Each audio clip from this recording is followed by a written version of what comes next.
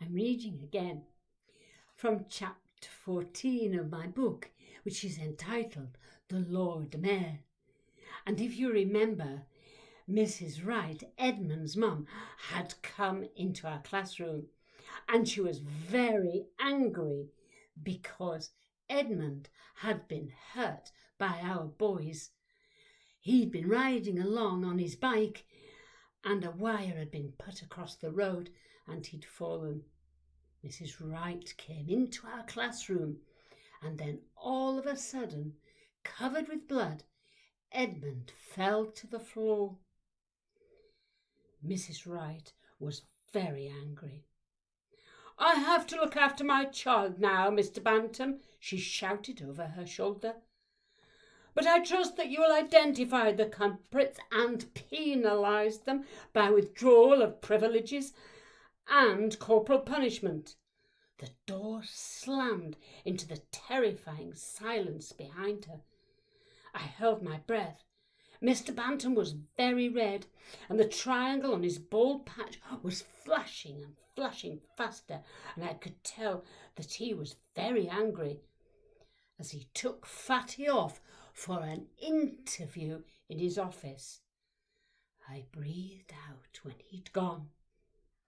Well, of course, Fatty told, we knew he would. He gave all the names of all the people that had been involved, and he said that Charlie was the ringleader.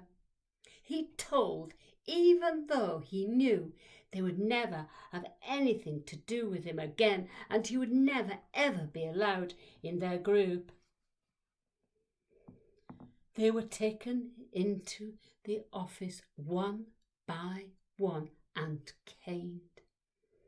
They came out red-faced or white-faced, and some of them very near to crying. But they all said they didn't care, and Charlie said it more than the others. He lost his part in his play because he was the ringleader, so he had that privilege withdrawn, like Mrs. Wright said. But everyone else was allowed to stay in our Dick Whittington play because they were the only lads we had and there was no one else to play the part. So they kept theirs. But how could we manage without a cat? We couldn't do Dick Whittington without his cat. Nobody knew what was going to happen. Well, you might have guessed I was given Charlie's part. I was in our Dick Whittington play at last, and Charlie said that he didn't care and he didn't want to be in our silly old play anyway, so that was all right. On our concert night, we all met backstage at Ringham Village Hall. We were so excited. Edmund was now quite recovered and looked really posh, even though at first Dick Whittington, who he was acting, was supposed to look poor and down. Of course, for his part at the beginning of the play, he could have just worn holy old trousers. But no, he had a special stage costume hired from a theatre in Hull. He had a soft little pair of beige trousers tucked into his clean gumboots, which he called his wellies. There was a pretty red patch neatly sewn onto a hole that wasn't there, a pretend hole on his trousers, and he had a matching red bundle to go with it. My mum made my outfit. She made me a cat suit with tight black trousers and a top which she stitched together to make them an all-in-one. She made me a little cat's head and mask from Auntie Cecily's astrakhan collar that she had sent when it went out of fashion in London. I have to say, it was a good outfit. She made me a curly black tail and pinned it on my bum. When I was ready, Dad rattled me to Ringham in our van. It wasn't our weekend for the car, and he dropped me off at the village hall. And then he went rushing back home to get the milking done. I knew he wasn't keen on plays and things like that, but Mam was, and if she could, I knew she would get to see us all. So here I was, backstage, ready for our play. There were loads of us squashed in there, and we were all shouting and laughing and pushing up against each other in our excitement. And then suddenly there was that voice that we all knew so well and dreaded. "Come along for makeup, everyone." It was Mrs. Wright, Edmund's mother. She was shouting at us. She had great big sticks of face colour in her hand. "You boys should not be going on stage at all, but Mr. Bantam has not seen it fit to withdraw that privilege. We can't have you going on without makeup, though, now can we?" Nobody answered. She scared us stiff, and nobody wanted her makeup. Then all at once she grabbed one of the boys, and she daubed his face. She put a gob of red on the end of his nose, just like the blood that came out of Edmund's nose when he was hurt.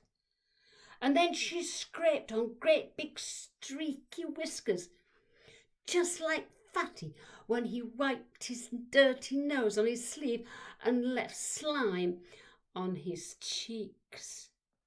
I thanked my lucky stars that Mum had made me a cat's head and mask that covered most of my face.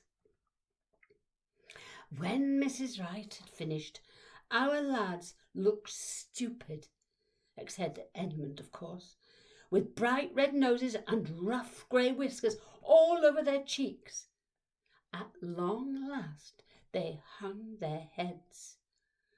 Looking stupid hurt them more than Mr. Bantam's cane. Suddenly the lights went out and there was silence. Floodlights came on, and Mr. Bantam, all dressed up in his best suit, opened the curtains and went through to greet the parents. "Ladies and gentlemen," he said. Two dads pulled on the ropes again, and the curtains parted fully. Mr. Bantam came and sat in the front of the audience, and on strode Edmund, with me following behind, scurrying on all fours. The lights shone blindingly on us both. "I am going to London to go up in the world," shouted Edmund. His voice was loud and clear. He really was good, and he had all the audience looking and listening with interest. I saw his mother just past the lights flooding the stage. She was in the front row with Mr. Bantam, and her arms were folded with a proud smile on her face. The dads in the wings pulled on some cardboard signposts across the stage, while Dick Whittington walked and walked, with me scurrying behind. We walked until we got to London. As you know, Dick Whittington decided to leave London because he found that it was harder to go up in the world than he thought. I could have told him that.